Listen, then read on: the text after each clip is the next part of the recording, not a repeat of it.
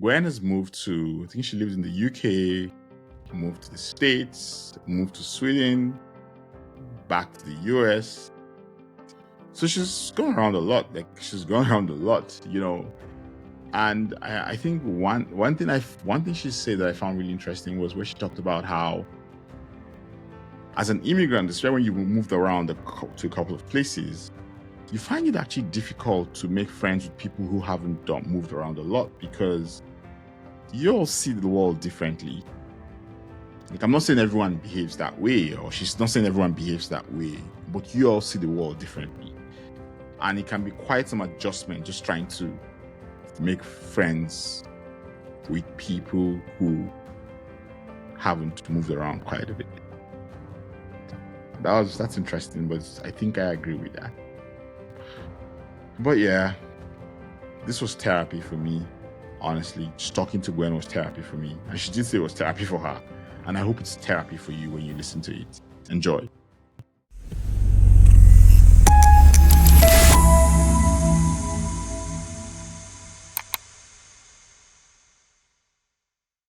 So you said you moved to Sweden. I mean, you lived in the States, then you stayed, it was Sweden or Switzerland for a bit. So I stayed in Sweden for Sweden. 5 years, and then moved back to the US about 2 years ago. Like, what's the bill like? So, you know how immigration is like. It feels like, so you lived in France, and I know that the French are very different from the Americans. I interviewed a fella called Romu, and like, I was like, gosh, like, it's so interesting how no matter where you're from, when you move to a new country, you kind of go through the same feelings.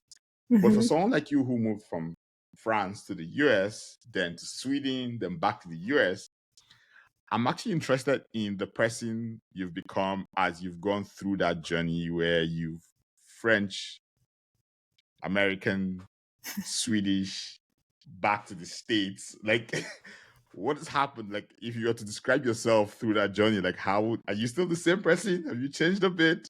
Or have you taken parts of all the cultures and added to yourself? Yeah, that's a really good question. I think every move and every new country you live in kind of change you, right? Because it changes your perspective on culture and on people in general, and then on yourself, because you reflect on like, why are they doing this differently, and like, why is that the right way to do it, or like, is there a right way? And I think it's not really like a right and wrong, and I don't think that there's any culture that has like a right or wrong, right? Like, we cannot say this culture better than this culture, or like there's things that are done just differently. And we grew up with like the way where we live, I think like influence a lot, like how we are, and like how we grew up, in the culture that our parents gave to us. And we take that everywhere, but it kind of evolve as we move countries, for sure. Because when I go back to France, I realize maybe how different I am, and like my perception of France have also changed, because I've lived in a lot of other countries and I've seen other stuff. So you learn, I think, and I think I've made that part of my life, right? I've also lived in the UK before, so I've kind of moved around quite a lot, and I think it's like it became a part of who I am to have explored all this different culture. I enjoy it, even if it's a new beginning every time. I feel there's huge benefits to it, and like I've put my kids through it as well. We've moved with a family, so they've lived in the US, they've lived in Sweden, they're like back in the US. They also French, because I'm French. Yes, exactly. And they have like they have family in France, so we go there every year, right? So they also try to figure out like their identity. I think mine is French first, for sure. But I've evolved a lot with like all of those experiences and learning. And I think it's a really nice thing and a really great chance that I have, right? So, yeah. Yeah, I agree. I mean, I say this a lot, but I'm like, I say immigrants are in betweeners, and I was speaking to a professor in a university in Canada here who did some work on immigrants, mental health, integrating, and he says that we're talking about how some people will say to you that when you move to a new country, you should abandon, like, you should forget about your community and try to integrate into the new community. More like assimilate. I hate the word assimilation because I feel like no one should assimilate. You know, you should rather integrate. Yep. And his argument is that no, you shouldn't do that because that's kind of similar to a tree cutting off its root. Like, because Hmm. that's, except you're a kid, like even a Yeah. kid, you're finding yourself. But if you're an adult who you've formed an identity of who you are, like, so he's like, know thyself, like Socrates, know thyself, respect thyself, and then start saying, okay, what are the new things? Like, just be open to the new things. And that itself is the strength of being an immigrant or moving to different places. Yeah. Building on that, like, has it gotten easier every single time? When you talked about something about starting afresh. So, when you think about the first time you moved to the States or maybe the UK, and because you've moved around a lot, does it get easier every single time? Or does it feel like there's still all that fear? Or could you handle the fear much better? Like, oh shit, what's going to happen here? How do I do this? How do I do that? Yeah. I will say no. It's not really easier every time. I think for me, it actually became more complicated because when I first moved to the UK and then to the States, it was just me and my husband, and we had a couple of suitcases, and we just moved, and we were young, right? Like, so that wasn't too hard in some way because we only had ourselves to look after. The last couple of times I moved, we had two kids, and then it makes things a lot more complicated because you have to think about them and moving them and what it will do to them and then their education. And then you need a bigger house. You've accumulated a whole ton of stuff, right? Like, so when the last move we made, like we actually had a house in Sweden that we had to sell, and then we had another house to buy. And like, so all of that was a lot more difficult than just like when we are in our 20s or like Yeah. and then early 30s, moving with like a few suitcases, leaving our jobs in France and arriving in San Francisco with like a couple of suitcases, and we're like, yeah, we'll see what we find. And I think at that time it was a different market, but it was kind of a good time to move and say, we'll figure it out. We moved there, left our job, had no jobs to kind of fall in and be like, we'll explore and see what we find. Today we could not do that, right? Like, have Yeah. both of us move without knowing what we would get into and a place for our kids to stay and the salaries to pay for our life, right? It's like, so it became very different. um I think like I'm definitely not ready to move again just yet because it was a lot. And every time it's also like a big move, right? It's like San Francisco Yeah. to Stockholm, Stockholm to Atlanta. Like it's like a big, like, yeah, it's not Yeah. next door. So it's been a big change. And culturally as well, it's been really big change. I think like the last move, well, yeah, the last move was a bit of a culture shock, and the one before as well. I think like moving to San Francisco maybe was less of a culture shock in some ways. Also, I guess I'm lucky. My husband is American. He's French and American. He has a dual citizenship. He has one of each parent, so we could just move there. And we were young and could like meet people more easily, and like it was a bit easier. Moving to Sweden was more of a culture shock because in my mind I thought, I'm European, they're European, we're gonna have more in common maybe than like France and US, and really not. Like, it was like they were very different. And then again, moving to Atlanta, I was like, well, I've lived in the Bay Area for 7 years. I'm going back to the US. And again, I was like, well, Atlanta, Georgia is a different country than California and Silicon Valley. Yeah. So it's like been again like another culture shock a bit to try to understand how people think and like and yeah, so it's never really easy, but it's always a great experience. So yeah. Yeah, I agree. I think we underestimate how different places are. Like, so Yeah. we underestimate. We talk about culture a lot, but I think sometimes, and which is the beauty of when you what you said earlier about moving around, is that I think as you move around more, you start to respect culture because you understand that it's so nuanced and it's so different, and that even regional moves can be Yes. so mind bending because you go like, what you said about, oh, we're Europeans, we go to Stockholm, it's going to be the same. And then you go there, you're like, wait, this is entirely different from everything I know. And you have to sort of start all over again. And your brain has to kind of almost like restart itself and be like, okay, like I have to learn this, I have to learn that. Yeah. And I think we undervalue or underestimate more like how much our culture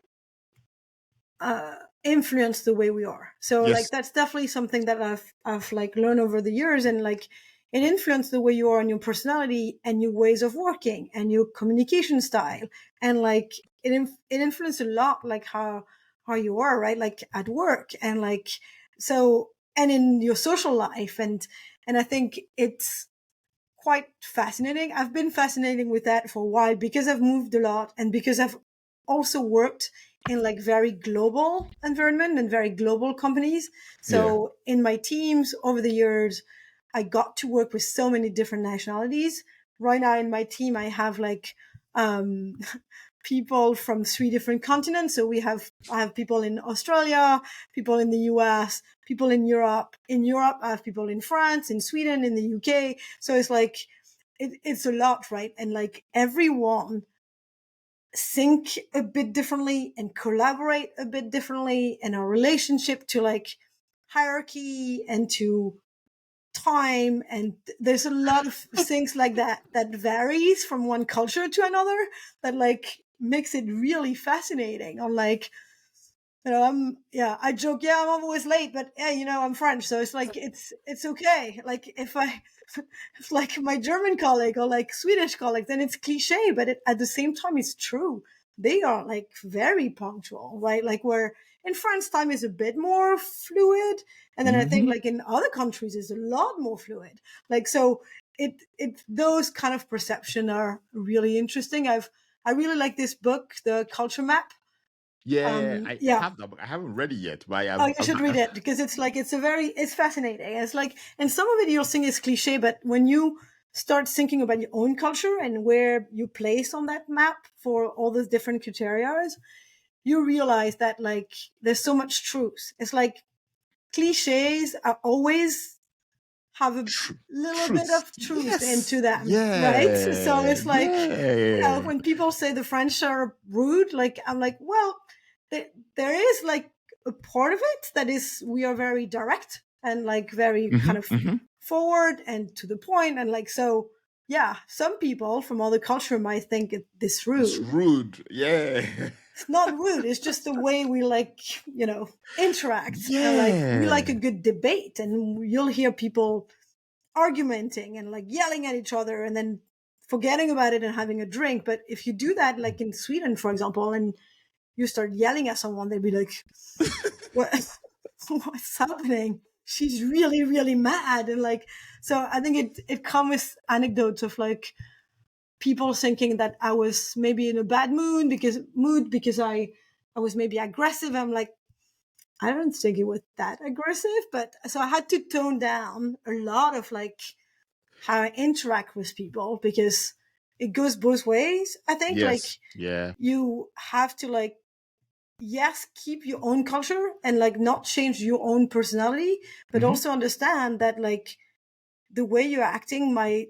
impact others. And Hmm. so you want to like be mindful of that and not maybe change yourself, but adapt to that, right? And for the benefits of the collaboration. And like, so I think there is definitely part of my personality that I've evolved over the years, especially in ways of working, I think, because you have to like adjust to the company culture as well. Yes. And Yeah. yeah, Yeah. so yeah, it's quite fascinating. Do you when you go, like, when you were in France over the summer holidays some weeks ago, Yeah. I remember that, by the way, that your vacation autoresponder is the best autoresponder ever. Like, I swiped it, I've kept it, I'm going to use it every single time. But when you go back home, do you become the French Gwen, or do you think that you become a a potpourri of all the different people you are, that you've adopted over the years, but like the French part is still there, but your French, like your fully French family, still think that you're a bit different, like you've changed a bit? Or do you think that once you get to France, once you step out of the airport, like, I think it's Charles de Gaulle or something, once you step out of the plane, like, you just literally just switch and become Right. fully French again? Do you think that happens to you? I think it's maybe a bit of both. I've noticed that I get more aggressive. I think when I go to France, because that's kind of the way things are. So I do get like a bit more aggressive in some interaction, like in the street or driving, or like like that kind of Mm-hmm. like day to day things. I feel like I probably become a bit more French, but I'm not a completely different person either, right? Like that's started to kind of become my personality. I think we all evolve, right? Not just from a culture or moving countries. I think like Yeah. as we grow up and like get older and hopefully become wiser, we understand ourselves better. So I think Yeah. there's definitely like a cultural part, but there's also a who we are from an identity perspective and like mental health perspective and like Yeah. how we understand our emotions and how we react. That is not all due to culture, Mm-hmm. but that also change and evolve over the years because we mature, I guess. Well, Mm-hmm. hopefully, and so I feel like I'm becoming. I don't completely change, hopefully, when I'm in France, but I do notice that I also have a very different perspective on France Ah. because I'm not living there, and like some of the thing that the way they think or the way like certain a certain perception of what they think about their life. I'm like, you guys don't know how good you have, for example. Like they complain a lot, right? So I also notice the stuff that like are very French that I'm like, you, you need to get out of like France to like kind of understand like certain thing that I can see they're not really seeing, right? Like, and Yeah. it's really interesting because we don't have the same perception as people that have just stayed there, and like Yeah. that definitely like bring a gap. And I've noticed that in not just in France but everywhere, as like I guess an immigrant, if like that's how you want to call it. And I don't really like that term in some way because I don't know, am I an immigrant? I probably yes, because I live in a country where I wasn't born, but you it's sometimes hard to like, it's harder to connect with people who have never left their country, and whether it's in France or in Sweden, or like they've Yes. lived in the same place their Yes. whole life, Yes. than it is to like people that have traveled like you and that have like experienced something else, or couple that have like dual citizenship or dual nationalities. Then they have an opening and like a mindset that is different. And I think that's true everywhere because I had a Yes. hard time like connecting maybe with like people in Sweden, and then realize at some point all of our friends in Sweden have like part of the couple is not Swedish, or they've lived abroad for a while. Just Yes. like because people have never left, they just like it was Yeah. really hard to connect. So, Yeah. and I think it's everywhere the same. Yeah, I agree. I agree. Because I noticed that too with myself, in the sense that, I mean, I have purely Canadian friends, but you find that more often than not, most of your friends are people who have either traveled a lot, can move back, or they're immigrants. They've lived elsewhere. They come from some other Right. country. Because, and I think it's a mix of, like you said, the thing you talked about when you're in France, you look at them and you're like, oh, you should actually have a broader perspective. You should move out to get this perspective because you see things a bit differently. Yeah.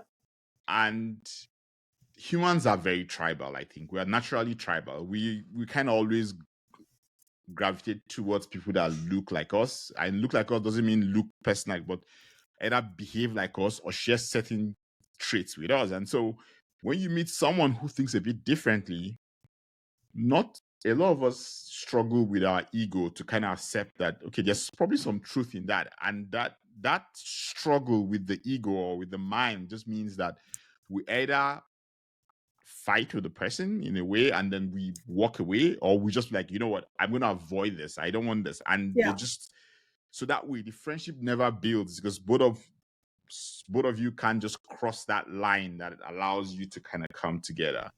Yeah. Yeah. And I think it's really interesting. I think in like Sweden and to some extent in San Francisco as well, there's a lot of like people who think the same. And like in Sweden, people are very like similar across. Like, I mean, there's obviously everyone has their personalities and like, but Yeah. there's like a way of being in syncing that is like Swedish, and everyone kind of like follow that. So I think Sweden is quite hard as a country as an immigrant, and that's a discussion I've had with many immigrants there, because there's so much of kind of the same that like it's hard to blend in. It's really hard. Like the language for sure is like a problem, and I'm not saying that France is easier, because I think it's also hard, but I think like in Sweden I definitely found it hard, and in a way I find it easier in the US than in Sweden. But then what I realized is like in San Francisco there's also a bit of that sameness of people think kind of the same, while even here in Atlanta there's definitely a huge variety of like Interesting. people that think very differently and that have different opinions, and that like grew up in different ways. There's a lot of people that have moved here from outside of Georgia, and come from other states. And then there's also people who grew up here, and being the South of like the US, there is like a culture of the South that is like very unique in some way. And that was like eye-opening, but in a way that people actually still are friendly with each other. I think there's a lot Yeah. of things that we see in like the media, right? Like where they try to paint a picture of like opposites, and people could not talk to each other if they don't have the same opinion, and it's not true. I mean, it's not. You just avoid certain topics. No, I think But I you think do have like, yeah, the ability to like be friendly and like, have a good time with people that don't think like you. And I think that's very refreshing, because it's also good to learn to be friendly with people that don't think like you, because it's easy to go yeah. along with people that think like you. It's like, so I think it's accepting that they have a different opinion, even if you think their opinion is crazy. Like you can accept that and try to go beyond that and see them as good person anyway, right? Like it's not, so there's obviously some topics that are a bit more sensitive than others, but overall I think you can be a nice person and have very, very different opinions. So I agree. that's very interesting that I've learned that here for sure. I To agree. be I more think, accepting, I yeah, think, like I of agree. others, right? Like which is good. Yeah. And I think to just go back to one of the things you mentioned before, on like here in our family, are we changing our culture based on the country we go in? I would say not that much. Like in, like we mostly cook like in the way we've always cooked in any countries. And like, obviously we adapt to the product we can find. And like, we mix languages in the family. We speak English and French, and like, depending on circumstances, and everyone speak the two languages. And then, but I think it may be easier for certain culture to like do that rather than a certain immigrant that maybe find it a lot harder to like maintain their own culture and the culture of the country they come in. Because I I don't think people should forget where they come from. Yes. Definitely not. Like you said, it's their roots, and I think it's important. But if that culture and some of the principle they have clashes with the values or with like the way the country operate, and it becomes a problem that they cannot like, I know you don't want to say assimilate, but they cannot like, they stay too much with themselves. I think that's a problem. Yes. I think there is a balance, right? This Yes. is harder to find for certain culture, People, I feel your like. cultures. Yeah, I Yeah. agree. I Yeah. agree. I mean, I would dare say that, there's some countries have what I call monolithic cultures. Because it's kind of similar to what you talk about Sweden, where so it feels like everyone kind of thinks and behaves the same.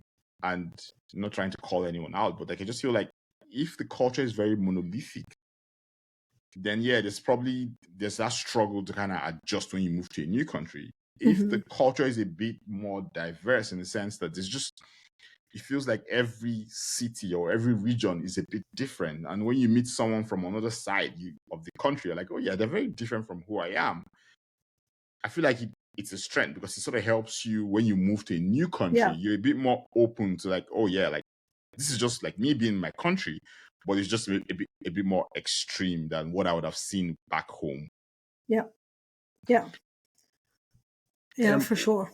yeah, I think so. We're rounding up right now, but I think just before I get to the last mile, always ask everyone questions like,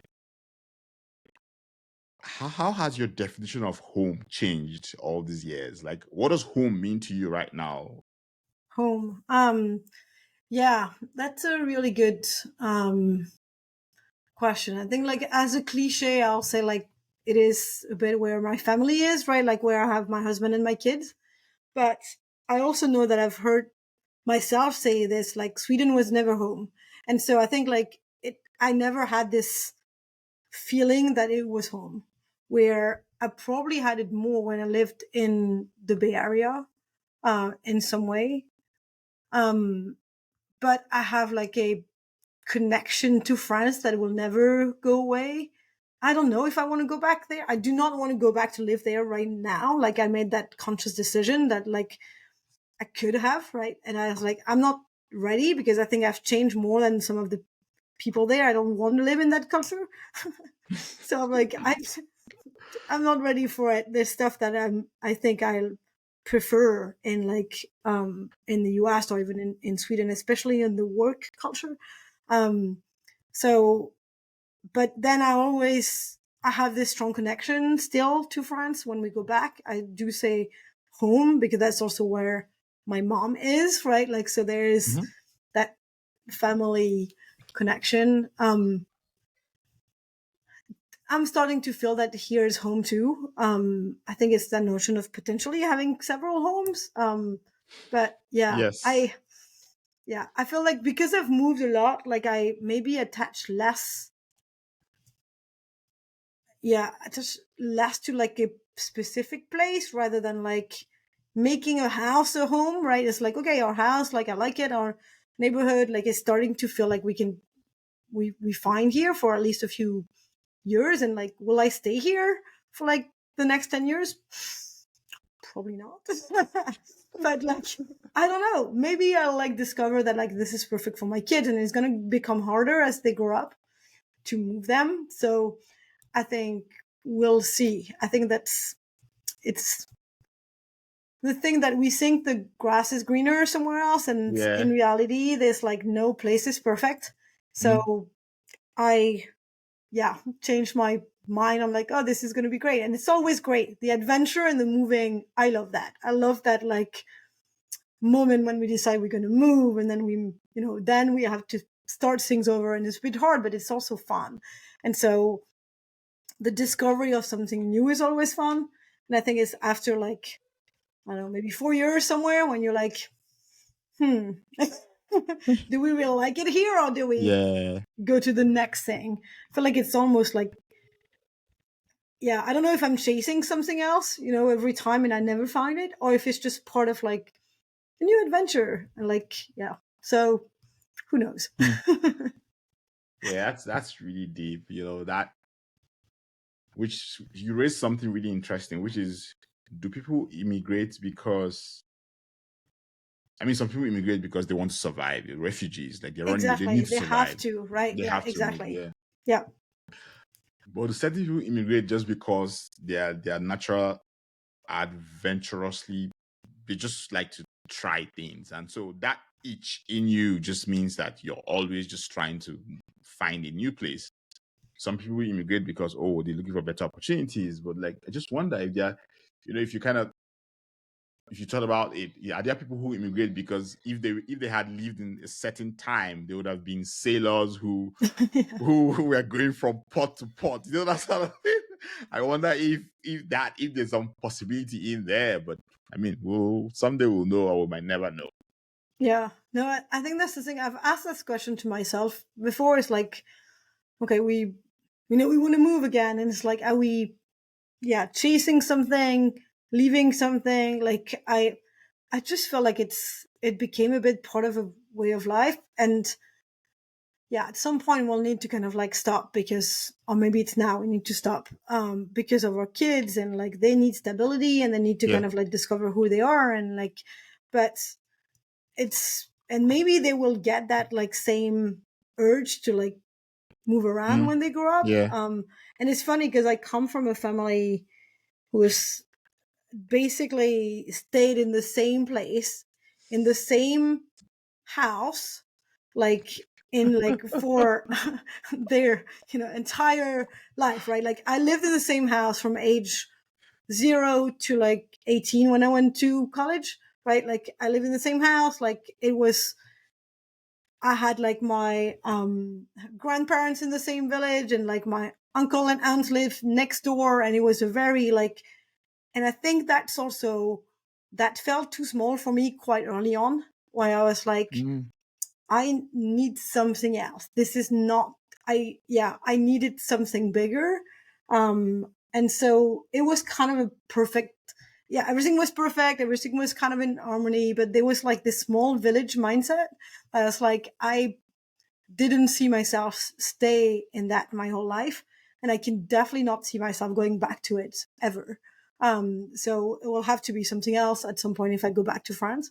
But it's like, that urge to like, dream bigger than just that little village life in a way, right? Yeah. Like, so that Gosh. was, quite interesting, because sometimes the parents pass it on, but for me, it wasn't, it was just me thinking like, I have bigger ambition, maybe. I don't know if it's ambition or like, like yeah.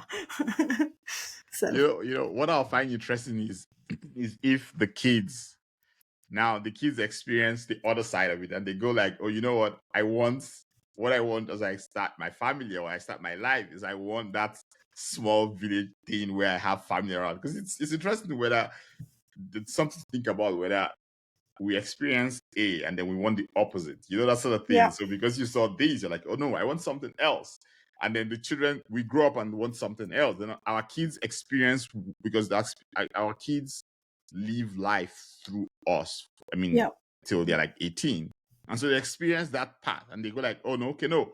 We want the opposite of that, I yeah, feel like if that's how yeah. it happens, especially, yeah. Yeah, no, exactly. And I think I mean, my husband is like, grew up across the two, like, part of his life as a kid in the US and part in France, and having one of each parent. So I think for him, the notion of identity and where to live is even more complicated, because from the start, like you have the dual Yeah. identity, right? And I think for kids, it's going to be a bit the same, because they were both born in the US.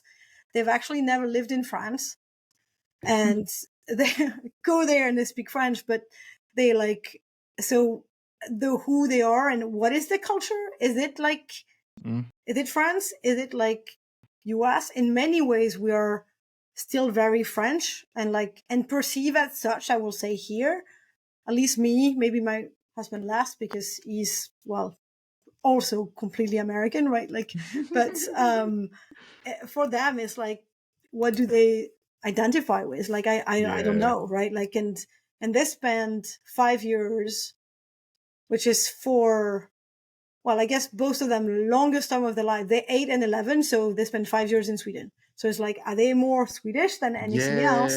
Like, Yeah. what, at this age, right? Like, what do they feel? I don't think they feel Swedish anymore, because the kids, they evolve and Yeah. they evolve Kids evolve. fast. They evolve really But fast. Yeah. it's like it's a tricky thing to, like, this identity based on your culture, and like, yeah, I think it's evolving, and there's no like one way, right? Mm, mm.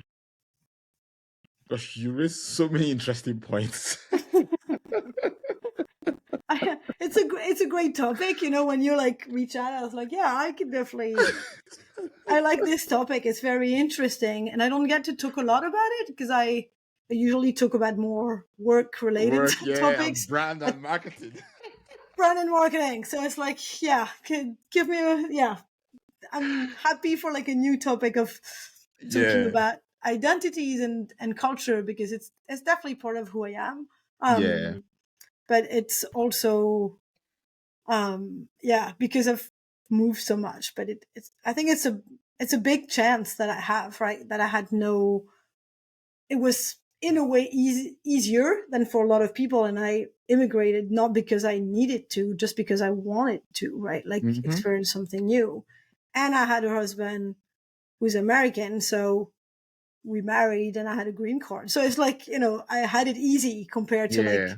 a lot of people who maybe really want to live in the US and like struggle to like have the visa, etc. So I think yeah, it's a big chance, and yeah, definitely enjoy it. I think that's been great.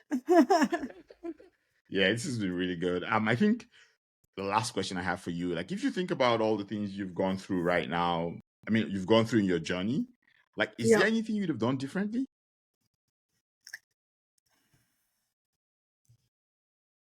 Um.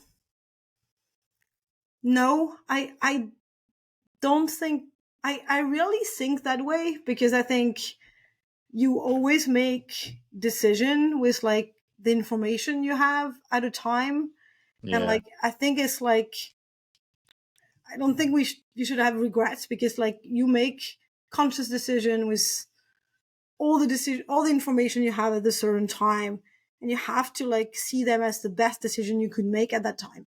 So it's like I don't really like to like look back, say could have done it better, or should have, like I don't know. It's just it was a decision at that point. I did that. What's kind of next, and how do I build from it? I think it's like not the best thing to do, to like think about what you should or could have. um I mean, I don't regret going to Sweden. I was ready to leave when we left. I had some doubt when I arrived to Atlanta. I'm like, after a few months or a year, thinking like, why did we come here again? Like, but then I also, there's a lot of things that I really enjoy. And like, um, because I can also still go back to France. Like, I enjoy going back to France a lot, but I don't think I'm ready to live there. So this, I think it's been the right choices. Um, Yeah.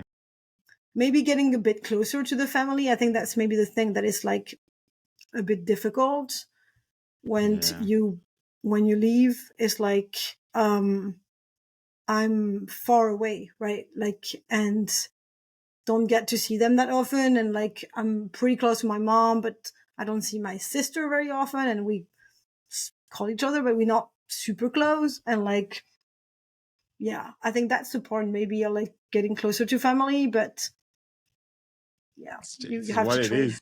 Yeah. Yeah, exactly.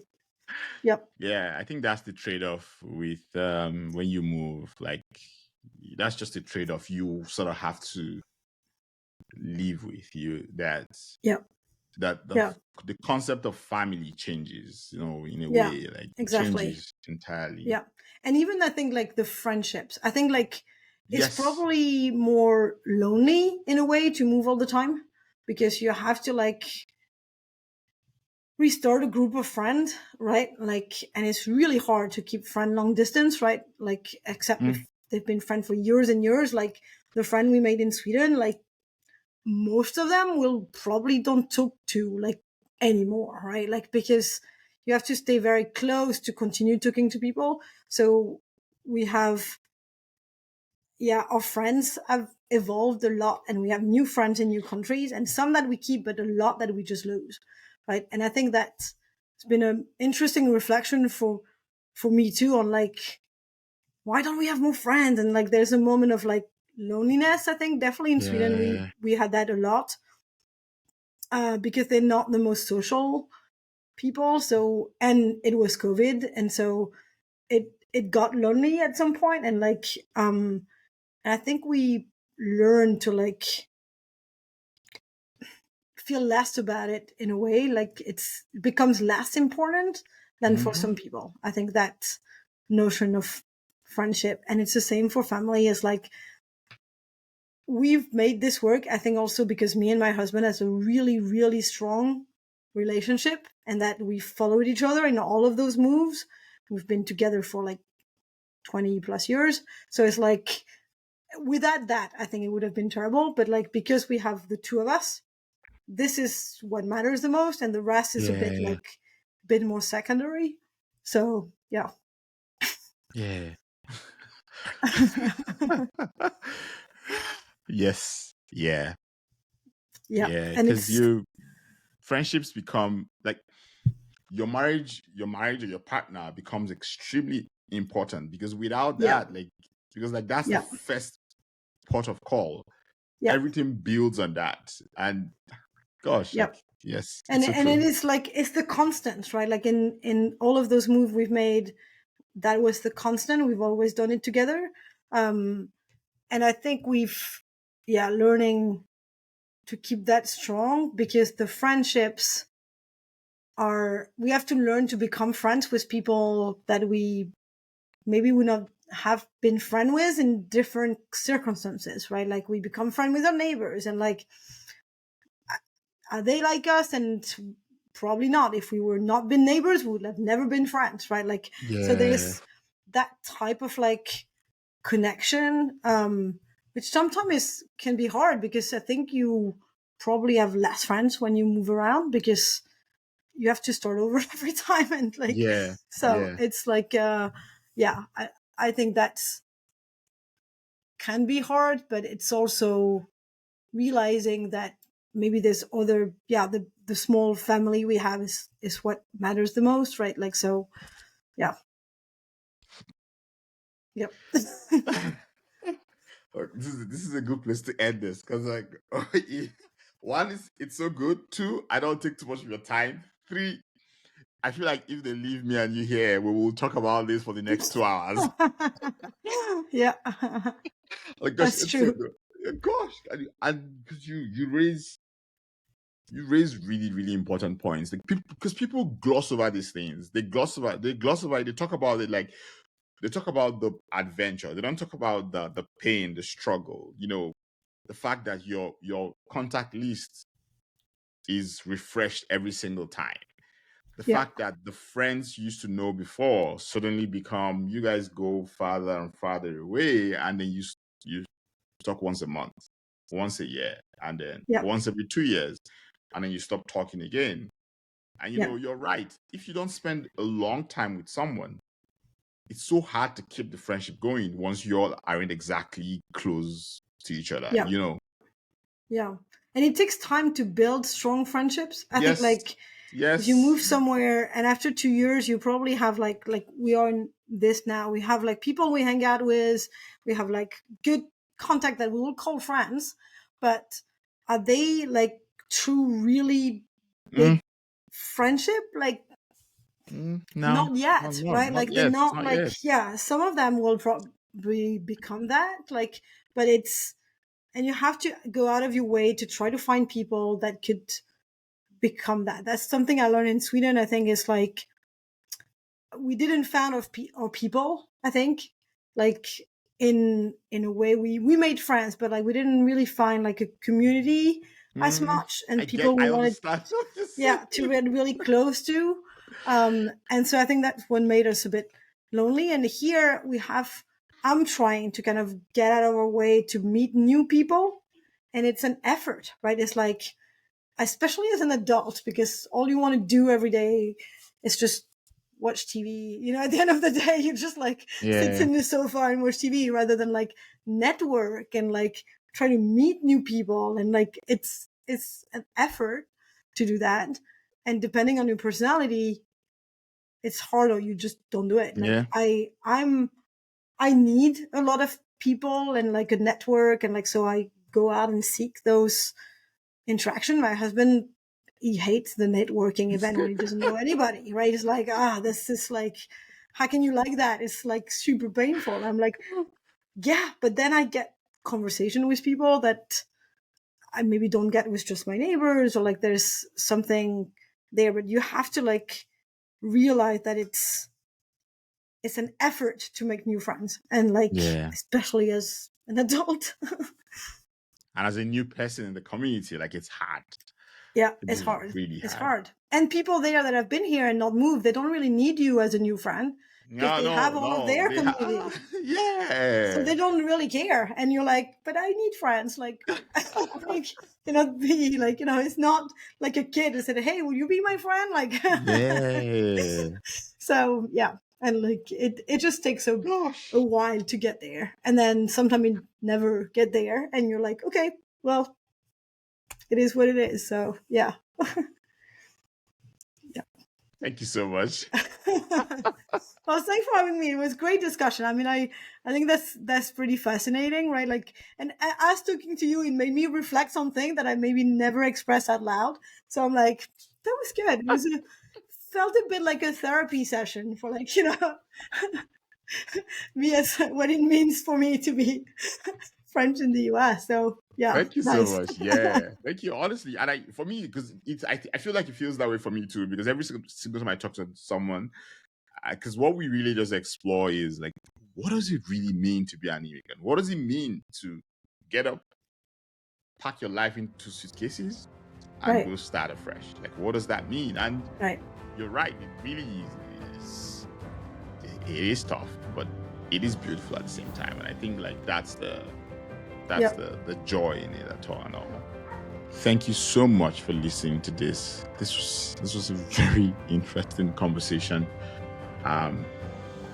It was helpful for me in many ways because Gwen makes a lot of great points about identity, what home means, friendships, and how we immigrants struggle to make friends. But yeah, as usual, please like, share, follow us, YouTube, Substack, Apple Podcasts, Spotify, anywhere you find Newcomers Podcast. Please just give us a like, just give us a share, give us a follow. If you know someone who's going to find this interesting, please share with them. Thank you so much and have a beautiful day. Cheers.